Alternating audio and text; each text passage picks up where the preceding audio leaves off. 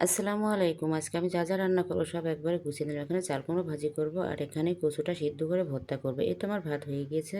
ভাত হওয়ার পরে আমি কচুটা সিদ্ধ করতে চুলায় দিয়ে দেবো। এর মাঝে সুন্দর করে চাল কুমড়োটা ভাজি কুটে রেখে দিলাম। কাটা শেষ করে আমি ভাজিটা চুলোয় দিয়ে দিলাম। কচুটা আগে সিদ্ধ করে রেখে দিয়েছিলাম।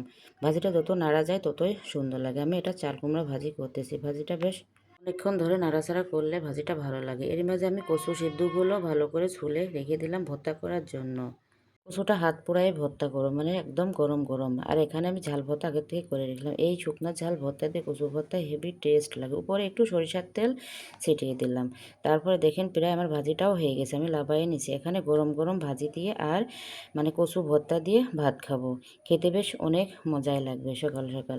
এই তো কচু ভর্তাটা একটু নিয়ে নিলাম, সাথে একটু ভাজি নিয়ে নিলাম, এবার সাথে একটু লেবু। অবশ্যই আপনাদের যদি ভিডিওটা ভালো লাগে